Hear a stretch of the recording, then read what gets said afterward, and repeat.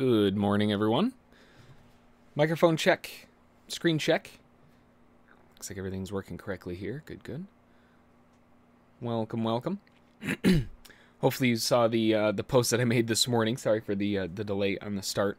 Things are a little bit wacky over here today.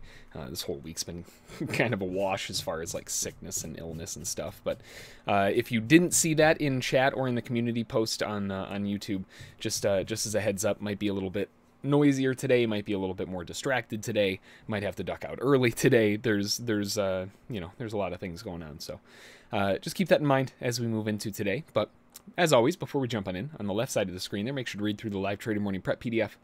Very important to go through and understand everything that's inside there. Just a quick note before we jump on in as well. Keep in mind the YouTube broadcast does have between like a 5 and 30 second delay, depending on where you're logging in from, and that will definitely have an impact on the timeliness of what I may be talking about at the time. So something very important to keep in mind there. Also, just wanted to give a second to give a shout out to the latest members that joined overnight, yesterday, etc. Thank you so much for the support. I'm pumped to have you on the SSFTG family. If you aren't a member yet, you have a few different options to check out if you're looking to further your trading education and career. Here on YouTube, you can check out the join button below the stream. The YouTube family gains access to the extended hours trading room, which continues on from the morning session, usually going until around 10:30, as late as 11 o'clock, depending on what's going on. Every member gains permanent access to our Discord chat server, of course, and you also get the awesome badge next to your name here on YouTube to show your support, and it just looks awesome anyway. To understand the approach that we're taking every day in the room here, look no further than the Day Trading Academy. This is by no means a lightweight PDF that you're going to finish in an afternoon. This is a heavy weighted video course that goes over 19 hours of study material, not including the homework, review, study guides, all kinds of cool stuff. So you best tuck in if you're going to be going that route. And then, of course, the last one, VIPs. VIPs, they have exclusive permanent access to the non-delayed stream. That covers the entire morning session from 9 until we close, and that way you can ensure that you're on the fastest connection possible and you don't miss any beats along the way. Of course, VIPs also gain access to everything else that we talked about. But along with that, they also have access to the monthly VIP webinars, VIP events, one-on-one scheduling access, all kinds of cool stuff. So whether you're here for the very first time or you're a seasoned VIP veteran over on the Zoom stream, welcome. I'm glad to have you here trading with me today and analyzing these crazy markets of ours. Let's take a look at some news, take a look at some charts, see what's going on for today as we move into Thursday, and see if anything wants to get moving, I guess. Don't forget your morning DP levels. Those are posted for you this morning. That will cover all of the major markets that we take a look at as far as support and resistance goes. And for the news side of things, the news calendar does have, we had some earlier news at 8:30. That was the GDP. It came out worse than expected, not by much. 6.4, which is the previous, versus the forecasted 6.5. We also had initial jobless claims, came out better than expected, 406 versus 425. So we've got some decent numbers coming out, but they're kind of mixed. At 10 o'clock, we have the pending home sales for April. That's forecasted at 0.8%. Previous was 1.9. That's the only other news that we've got. So 10 o'clock news around the corner. We'll see what they want to do. Looking over on the larger time frames first, the NASDAQ still predominantly sideways. It's not really doing anything. We're just kind of stuck. It's kind of bouncing off the highs. It's bouncing off the lows. We're just in a range. Buy low, sell high, stay the heck out of the middle. And right now, we are basically smack in the middle. Although, you know, it could go a little bit further up to like settlement. It's a tough spot. We do have a lot of divergence coming off of the high, suggesting that a deeper pullback at the very least should be coming. But if we look at the overall structure of what's going on, we've got an L5 rotation that did pull back, and typically L5s are going to have an L2, and it missed the L2 by just a little bit. When it made another rally up to the highs, barely made the L1, and we're still kind of hovering. This could be the suggestion that the market wants to go down and actually get that L2. And that lines up really nicely now that we've gone sideways for a little while. That -1.5, -2, that's lining up right around that previous zone of interest where the buyers were picking up before. And if we look at that, because we do know that this was obviously a pullback, from top to bottom, if the data wasn't bugged, cool, let's go forward a little more. We've got a POC smack in the middle of all of that. So, I mean, this is obviously a major zone of interest if we can get down into the 450s to 375s. We're a ways off of that, and it might not even happen. But if it can, that's going to be a hot spot. As far as resistance above, well, I mean, aside from the obvious, right, it's settlement right at the highs. That's a bit of a brick wall. We've got some positive 0.5 resistance hovering right on top of the previous swing highs. But really, we don't have anything until the positive 2 up by those major double tops. We've got some micro ones in here at the 1.5. I mean, they're all the way up, but the big ones, they're not going to happen until we're a ways out. Over on the S&P, which is seeing some fairly good continuation to the upside, back above settlement and trying to continue this rally to the upside. Here again, if we look at the bottom to top, we've got an L5 rotation. L5s typically get L2s. This was an L1 pullback, and then when popping higher, and now you can see they defended L1 pretty aggressively, I would say, and it's off to the races. So one big thing that sometimes we may have happen, not very frequently, but sometimes, especially with the open right around the corner, you'll get a big wick right back down to that L1, and they'll tap it, and they won't come back. So if we can get a quick flush down to that area in the first like 15 minutes or so, that might be a very nice reversal point for buyers to pick it back up and try to actually break the highs this time. S&P is a little bit more bullish, all things considered.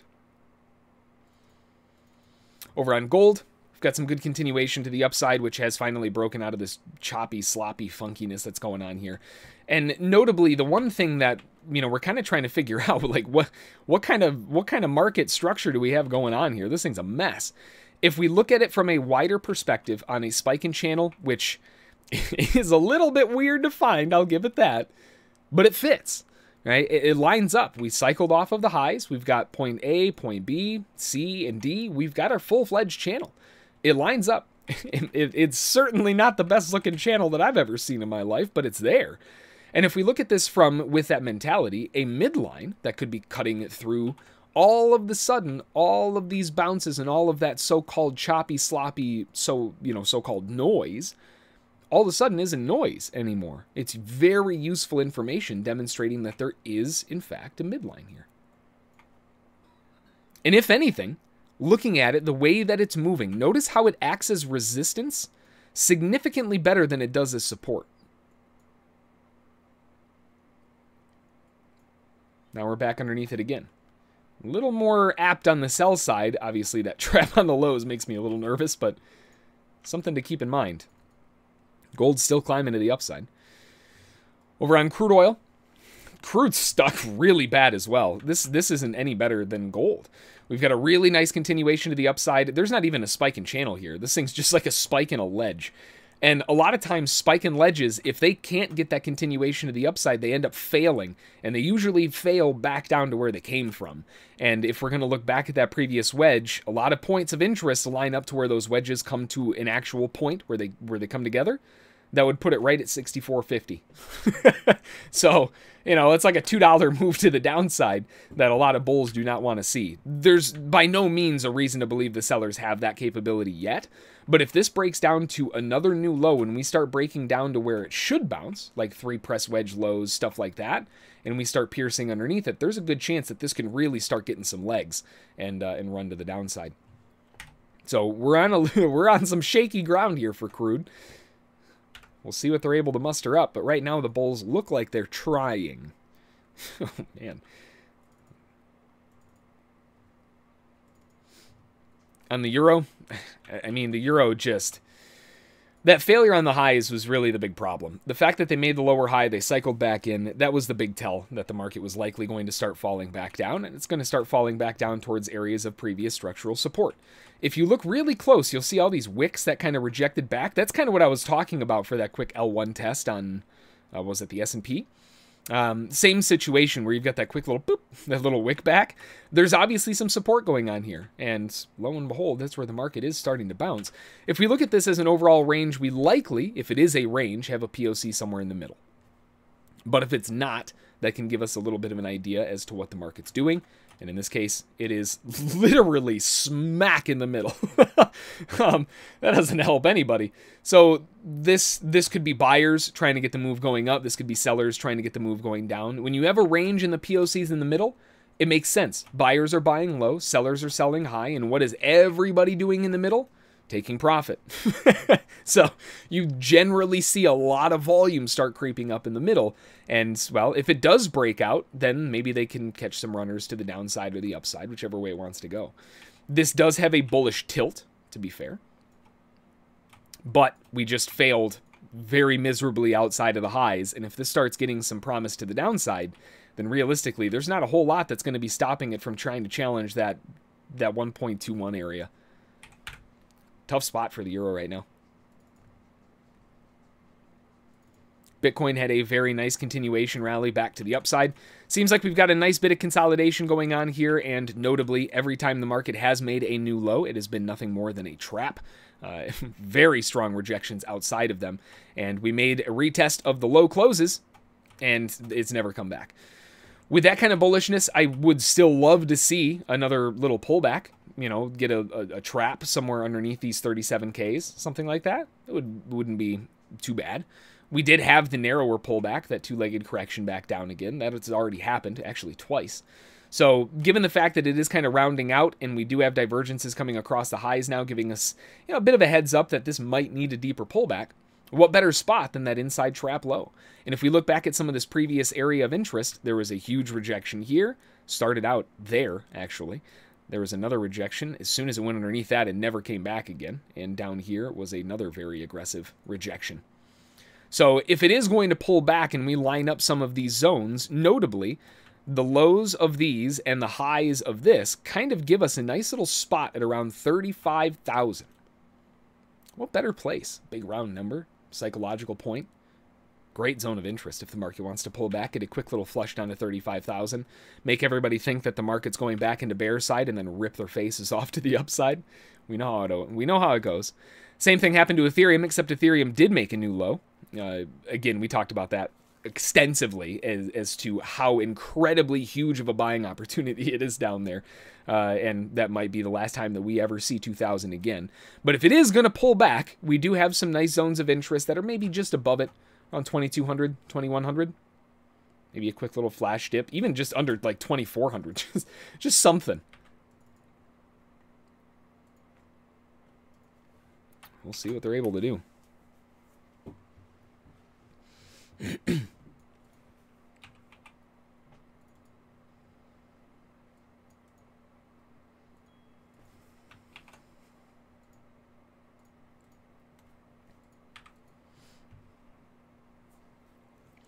As far as the NASDAQ on the overall bigger picture here, the daily, I mean, it's fairly obvious, right, at least at this point in time, what this looks like it's trying to do. Now, the reason I word it that way is because, well, this still has, you know, basically 8 hours left on the candle. There's a lot that can happen in 8 hours, right? This candle can go all the way and close bearish way the heck back down here. So it may look incredibly bullish right now, but remember, we wait for candles to close for a reason. This can look totally different by the end of the day. What we have to go off of is what we've seen so far. Realistically, giant bear bar to the downside, immediate reversal back up. That was off of that L3 zone. They just missed the L4, and we were talking about how the market's going to want to try and get back down there, but they failed to. They missed it by just a little bit and cycled back up. Fairly obvious with some candle gapping to the upside that bulls were trying to get that move going. They got their objectives. And now we've created some more candle gapping to the upside, suggesting further objectives. And those objectives line up almost perfectly with some of these previous swing highs. It's fairly obvious what we're running into right now. We're running into the high closes. They're demonstrating some resistance here. It's more likely a profit-taking zone than anything else, so far at least. We've got a little inside bull bar on the daily after a very strong string of bull bars from the bottom and a bear trap. Realistically, if this is anything, this is more likely buyers buying underneath yesterday's low, attempting to get today to go bull engulfing back to the upside. If it does want to dip a little bit lower, the next day's low isn't too far away if it wants to flush once more. But if it starts breaking underneath that bear bar's high and starts piercing into, you know, what price is that? Around the 13,500s, starts getting under the 500s, we might have a little bit of trouble until we get down into that break-even point, or even potentially down here where they retest the break, the re-entry point for the bulls at the low. So In the short term, buyers need to turn this thing higher, and they need to do it now. And if they're not able to, that's where we come into the problems that we were talking about on this POC cluster. Because, well, you can see, right? I mean, the sellers, if they are short, they have not broken a new low. So they haven't been given that extra proof. Let me do red here, to the downside. So there hasn't been that excessive proof, that continuation move. If we get underneath this POC, it's a problem. Right? And I mean more than just like this. That's not good enough. I mean like really get under this. Get some new swing lows, something like that. That becomes a massive point of resistance. As it stands right now, at least, if we project this a little further forward so we can see it a bit better here. From the bottom to the current top, including the lower highs and everything else, once this finally decides to calculate and actually load up, there we go. We still have the POC cluster, which is around 645. It does look like they're trying to build one up here a little bit, and that could be a fantastic lower high. I don't think the sellers are done trying to push this down. If we break another new high, it's game over. It's as simple as that. But for right now, the sellers are still trying. This is usually one of those types of moves that ends up being either a very strong attempted reversal that fails and goes diving all the way to the bottom, all the way to the bottom, or this is a small balance point before another doubling to the upside, which could easily put it back at all-time highs, if not a heck of a lot further. And that's usually where you see that POC in the middle of the move. We've seen those before. The market will pull back to them like a month later. So this is setting up for some potential incredibly strong bullishness. And this bouncing off of the POC with higher lows could be very indicative of sellers who have built their averages up enough to get out at break even, and they are jumping ship fast. On the 15-minute chart, we can see we had that dip back down to where? Oh, weird. It was like we were talking about that, or so I never saw that coming. They came back down to the POC. We demonstrated support. Took a heck of a long time, but they did finally rotate their way back up, and that's where we're kind of bouncing off of. So buyers are trying to get this continuation back to the upside, but what we need to see is a break of all of this crap. There's too much in the way. It's got to go higher. Like I said, this is their chance. The inside day, right? You can see it. This is yesterday's inside bar. They went underneath the low. Now they got to pop the top. It's showtime. There's just a lot of crap in the way. And actually, looking at it from the top to the bottom, technically, they haven't made a new low. This is an inside low. We know they're bouncing off the earlier POC, but if we take this a little further forward and put this on this higher low, because it's very obviously a trap on the bottom that just happened here. They did not shift the POC to the upside. Oh no, that makes it so much harder. Did they shift it after we go past? They didn't. Not even with all of the candles. That makes this a lot harder. That means that when they hit this settlement, not only is it settlement, it's also the POC from yesterday. They've got their work cut out for them. They do. If they can get through those 704s, get through like 710s, 715s, get some proof, we could be off to the races for a very large rally to the upside again.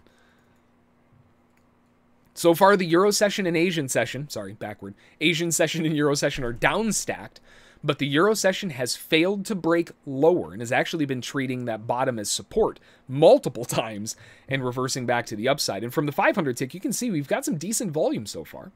Looking at it from the top to the initial low, from the top to the bottom at least, the lower high was an L5 to the tick, broke down, came back to an L1, rolled a little bit lower, finally got back up to the L2. They did their job, then cycled down. Then they've got the L1. We've got another pullback. They tried getting back to the L2, couldn't get the job done. Made barely a new low, and they couldn't even make a lower close. And then finally did make a lower close by like 2 ticks over here and reverse back up. Massive rejection all the way back up. Broken L1 rotation all the way to L4. They even cycled back one last time. Wow, sellers just getting railroaded down here. So with this movement to the upside, they did actually make a new low there. This is a rotation off of initially an L5 that popped a little further up into an L3 and then dropped all the way back down into an L5 again. So if we are going to get a pullback, it's either going to be a very aggressive L1 that keeps this thing going to the upside, or we're going to get that deeper L2. Either way, still looking for a trend-ish type pullback.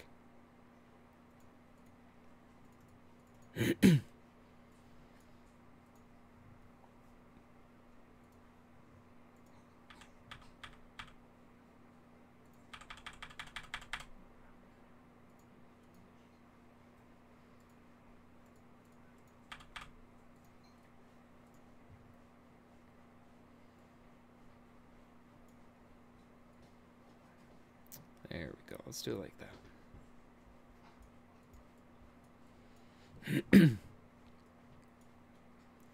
See if the Bulls want to come back or what they want to do here. We've got 2 minutes, 9:28 hits. Causes a bit of fluctuation back and forth, but not a ton.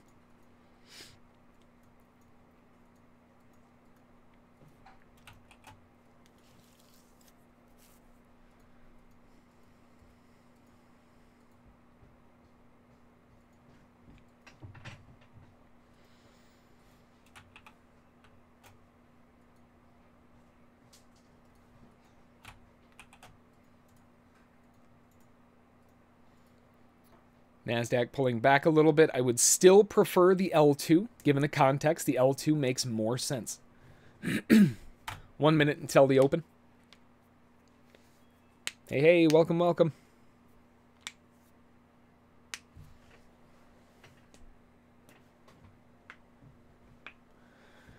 We've got the open right around the corner here.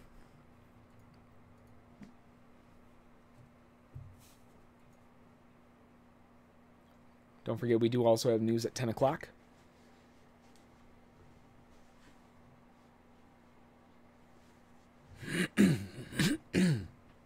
Excuse me.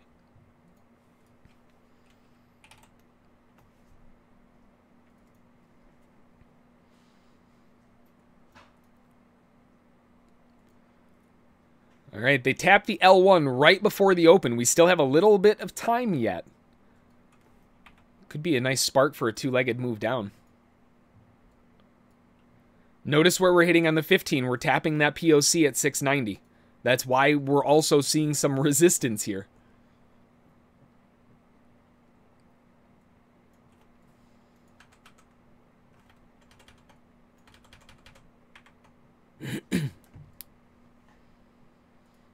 Dipping a little further down.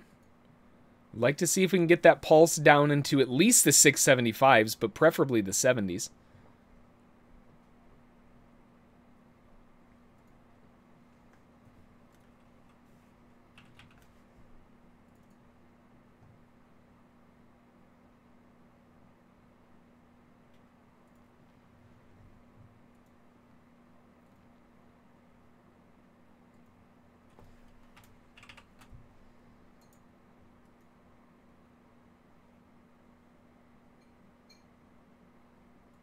Oh, jeez. Big giant rally to the upside, so they ended up holding the L1. Ooh, no, maybe not. No break of the highs. Ooh, that's nasty. That could rattle the cage a little bit. Okay.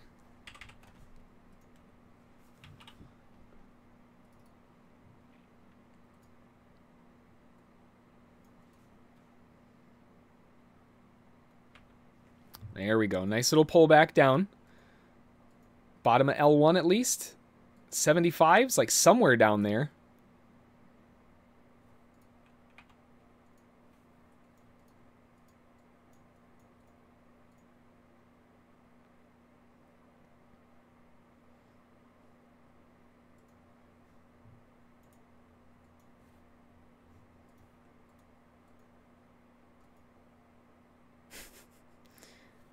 Having some trouble.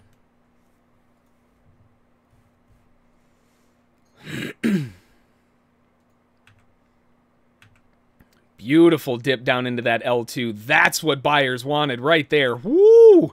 I didn't get that extra little blow off underneath the lows, but I got a couple of them. Beautiful scalp move back up. Keep going. Very, very nice. Wow. What a jerk back to the upside. I tried to buy a little bit more down in the lows of L2, but I didn't get a fill. It bottomed me out on the bid, so I didn't get anything down there. The objective is still back up to the original entry point. It's just unfortunate the way that it worked. See if we can get an inside hold. Kind of curious to see the way this candle closes, though.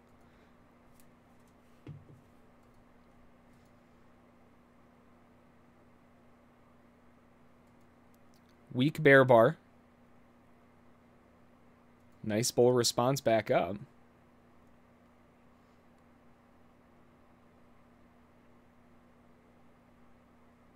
Oh, geez. That's not the candle that people were looking for right there, huh? Bull engulfing, if it can break above that current bull bar. That would look really nice. Wow, they did. I'm going to look for a quick little pullback here, back underneath this L1. For a continuation push back to the upside above the 80s. Beautiful jump up, first objective off. Some target taking at 80s. Not seeing it pump through yet, but the bulls are still really aggressive. Remember, the sellers just got juked with an engulfing bull bar. So I'm trying to hold on to this as long as I can. Nope, I'm going to jump ship there. That bear bar is too much for me. No thanks.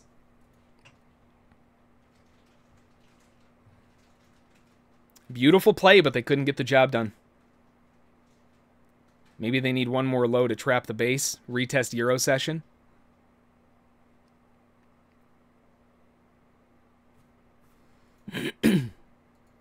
They missed Euro. Slowest moving average of the cluster down there at 57. It's not, I mean, that's kind of a non-point, but it is there. And that's also a previous area of a lot of congestion anyway. Bulls just aren't showing up to the party, and now we're starting to crack through the L2. If we take a look at the volume, because it has been pretty sloppy here, POC is still back up at 680. I can't get above it.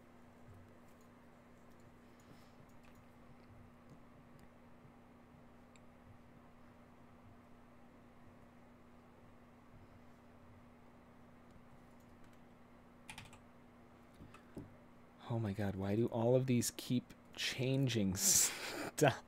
I keep trying to load my chart, and it keeps copying the color linking too, so I change it, and it changes all of them.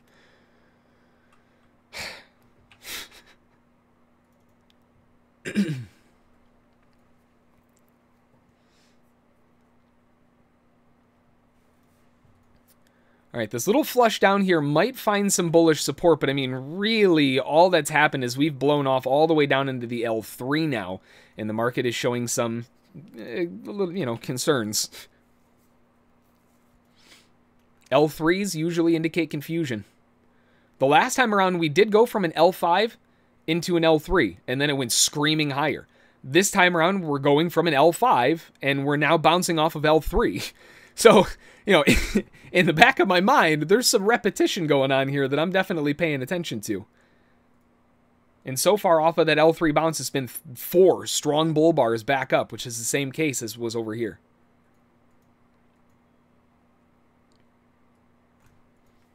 So I'm having a very hard time letting go of the bullishness based on that repetition.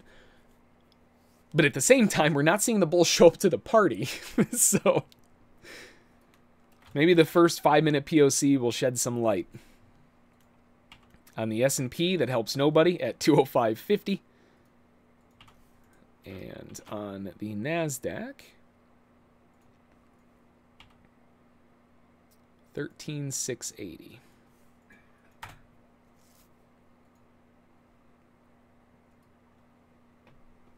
That doesn't help anything either.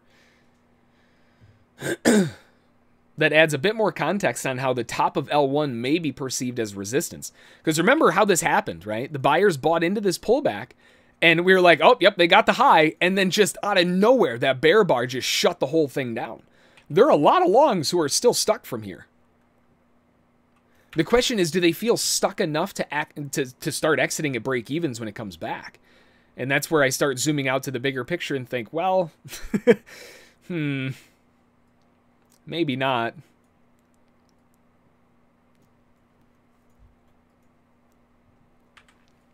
They're starting to creep back up to that point, though. Initially, sellers resistance at around the 685s to 87s.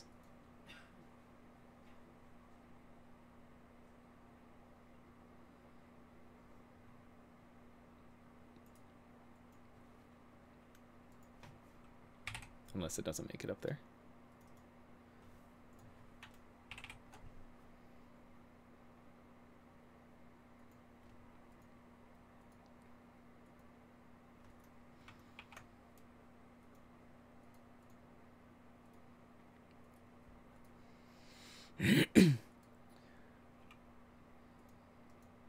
The euro has a potential shortable opportunity, actually right around where it is now, for downside objectives back to like the 21,800s.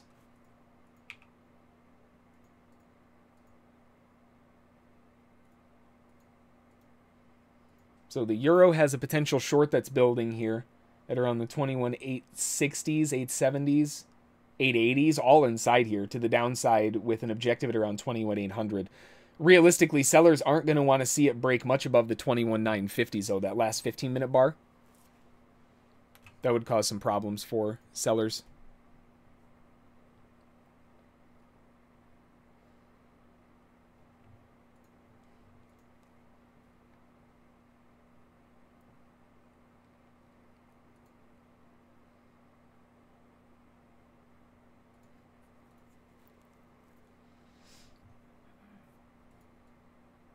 Retesting that 13,680 again.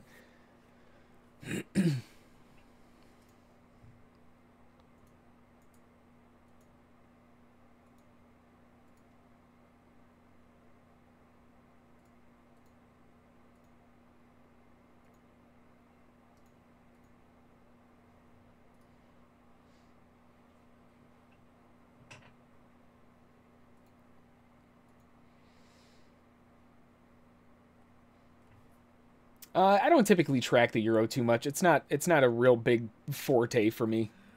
It's a market that I'll pay attention to every once in a while, but I don't trade the euro session, and that's usually when it's got the best movement, obviously. It is the euro, after all. So...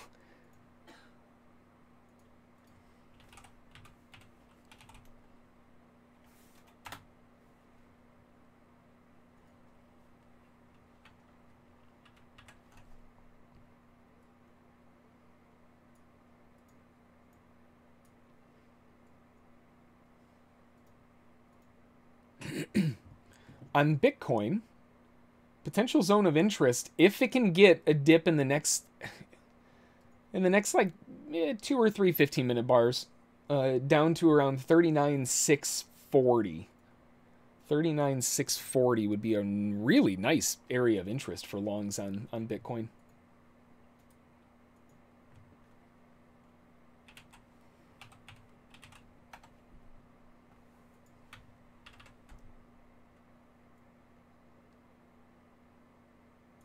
And Ethereum actually has a very similar situation going on, but that's back at around the 2807 area.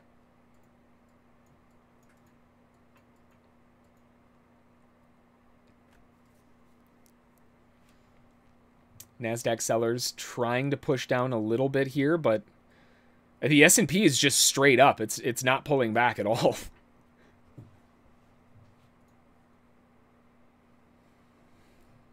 If it does want to pull back, I mean, obviously 550 is a zone of interest, but I'm kind of curious to see if they can get a dip, noting how kind of weak that first 5-minute bar was, and the fact that they could not break and close on bar 2. Bar 3, I'm kind of curious to see if it can flush down to these 450s.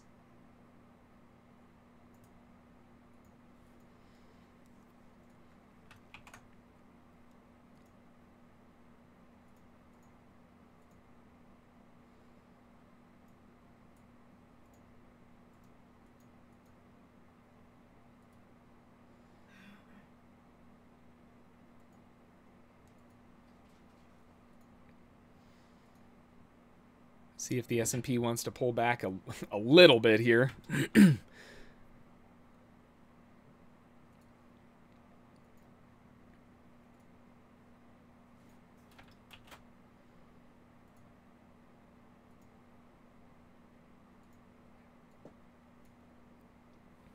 They couldn't shift the POC either.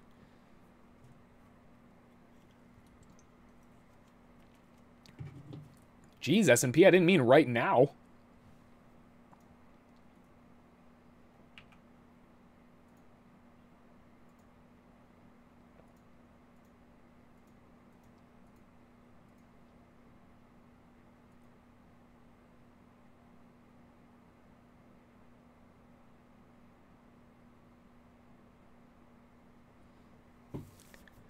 Well, maybe we do get it, huh?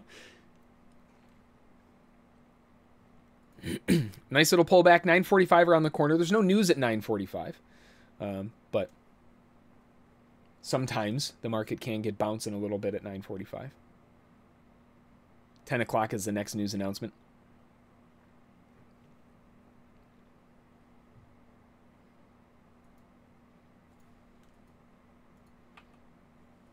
Sheesh. All right, see if this higher low is enough to do anything with the POC. It was not. So if the bulls are going to take it, they still have to break above the 680s.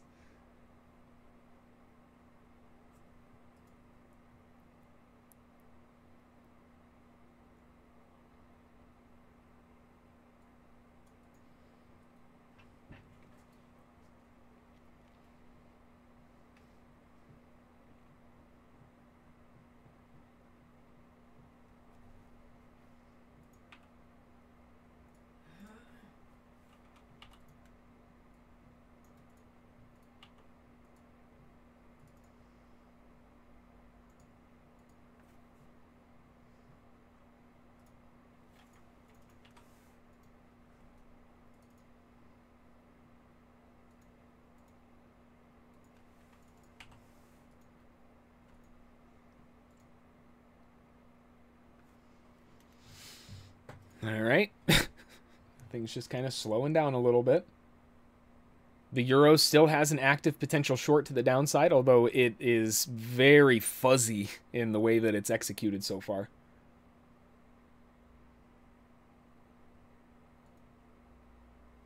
Downside objective still around the 1.21 800s or just a little under.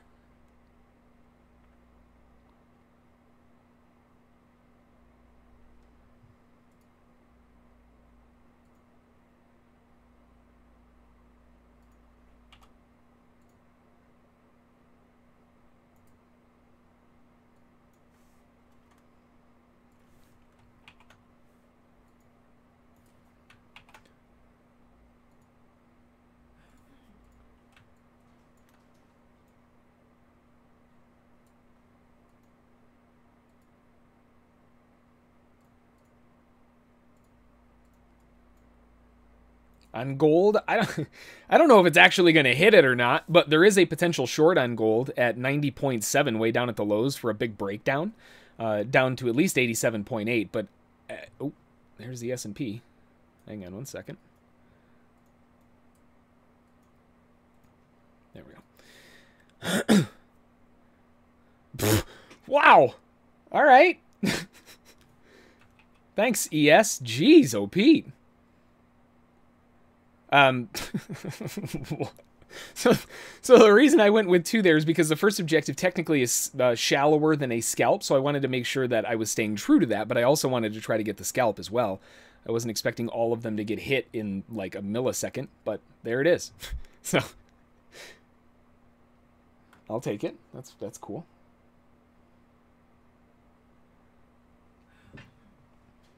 It's great for the euro short. So gold has a potential short at 1890.7 if it breaks down through a new low for a breakout, down to at least like the 87, mid 87s, 86s. And if it can get back up to the top, there is a very nice resistance zone on gold that's resting at 87.3.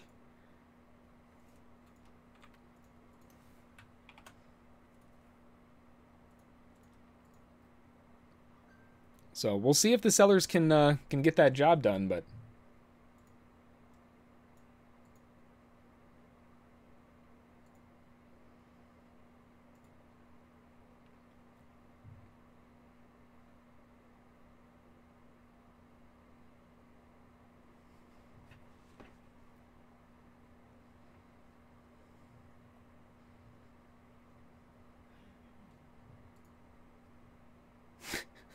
What a crazy move on the S&P, huh? Sheesh.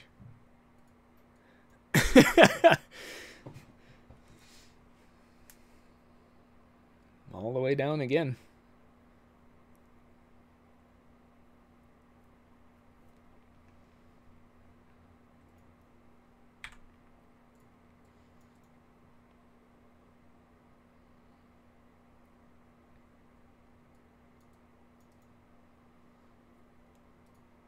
Very heavy continuation lower, and we do have a new low. So given what's happened so far, we know already we didn't see a shift in the POC. We didn't see, even over here, we didn't see a shift in the POC.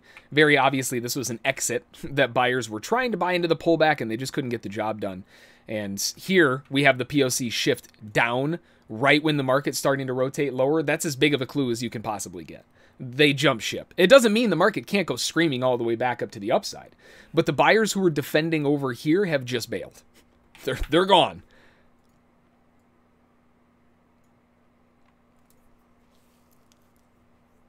This is potential territory for a new bear trend.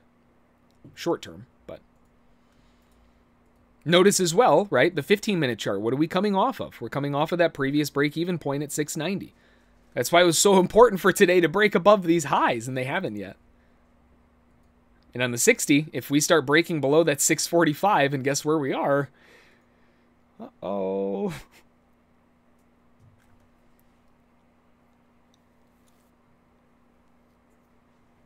The bulls need to show up off of this, or the sellers are going to just destroy this move.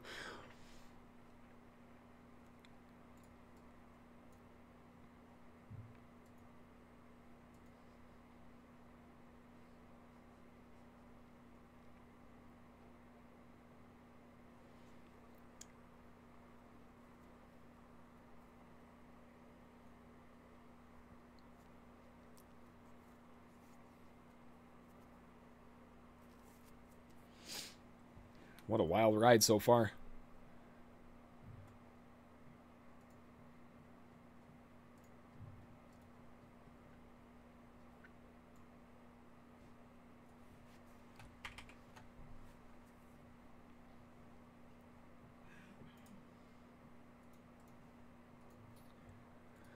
All right, give this a little bit more time. S&P is still diving to the downside, even though that last bounce worked out so incredibly well.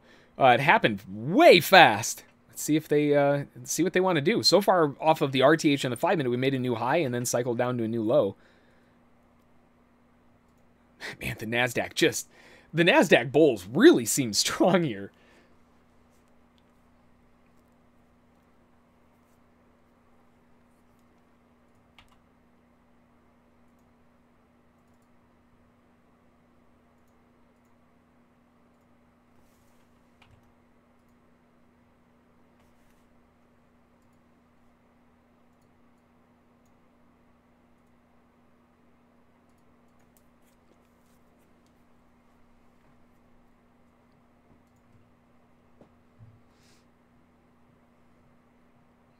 Big old pop to the upside, but the curious side of me is kind of wondering, is this a rally for the buyers who got stuck before to get out at break even? Right? Is this just a break even rally and we see this go just pummeled to the downside? That bull reversal off the lows, I think, is strong enough to potentially fight back against that from happening.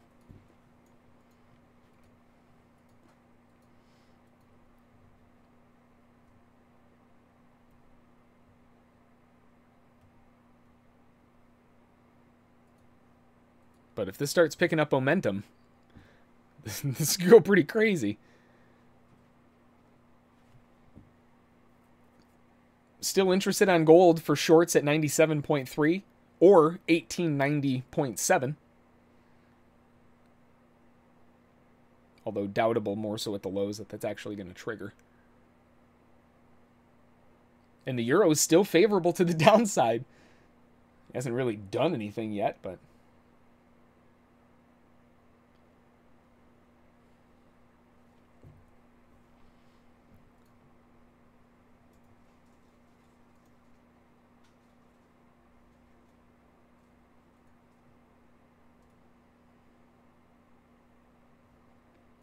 Bulls trying to cycle this back to the upside. A bull engulfing bar is going to force traders to buy a little bit too high for my liking, but it is there as a potential trigger to try to get the bulls in.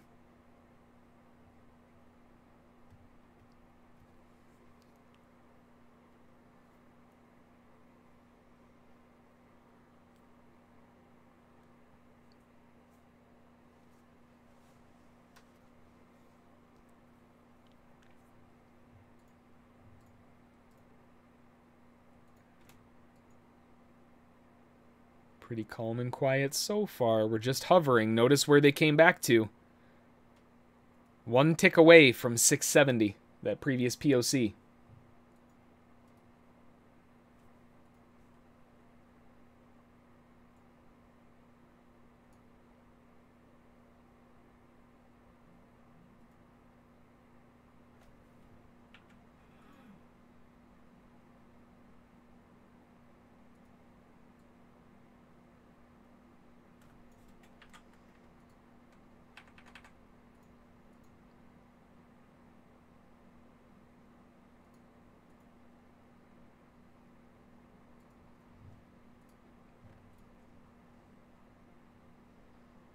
Market's just kind of hanging out so far.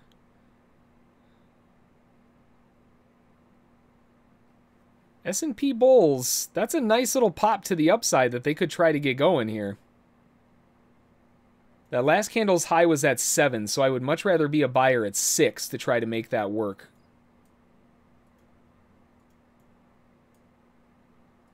S&P longs off of 6 to try to grab 7.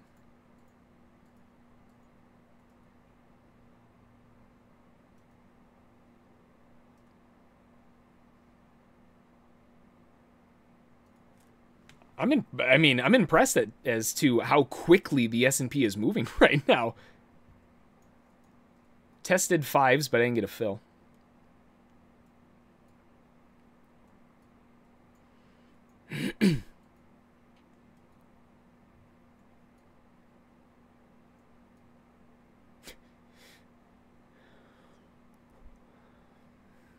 One of these days, maybe I'll get a fill.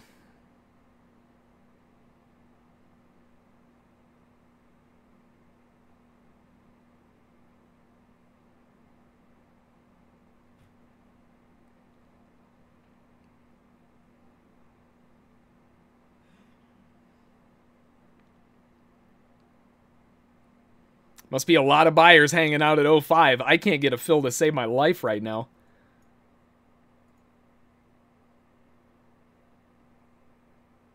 Oh, there we go. Ask and you shall receive.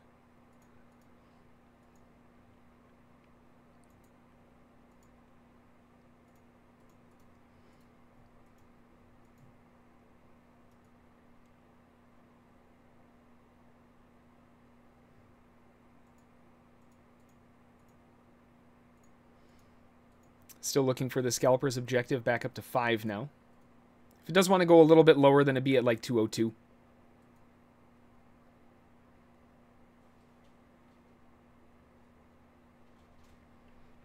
So this is also the first time on the 15-minute chart of the S&P that we've actually broken below a previous bull bar today.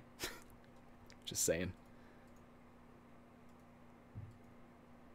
I'm not taking this as a swing, but this pullback is definitely a zone where swing buyers will be coming in.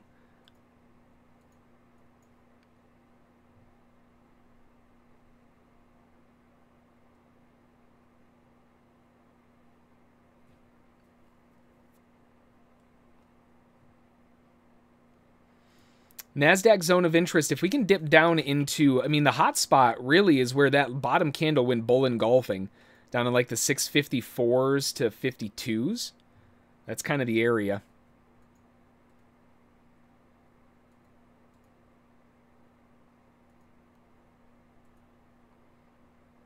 Tested the target, no fill. There you go.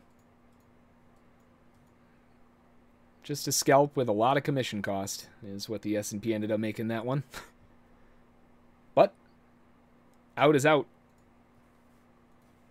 A little bit of a dip lower here on the S&P, or I'm sorry, in the NASDAQ. Dipping down into the zone of interest for buyers to try to kick it back up. I'm going to jump ship. I did not get the response that I wanted on that. I bought into that expecting a snap right back out of it. And it might still, but that took way too long. That's a hard pass. I tried, but I'm not going to stay in that one.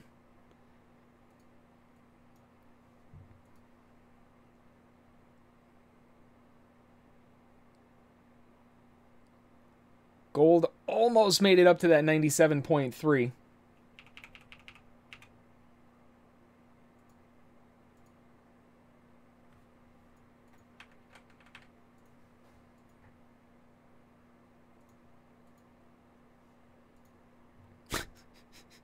Took their sweet time bouncing there, huh?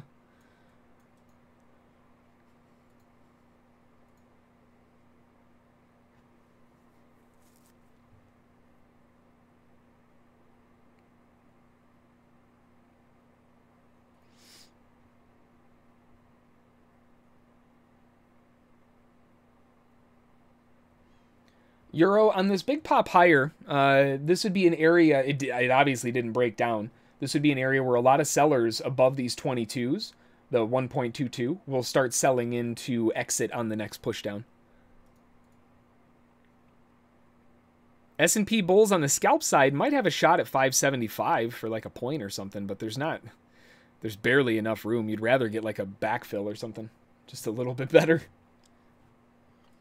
10 o'clock around the corner here. Let's do a quick final call for questions, and we'll swap over to the extended session.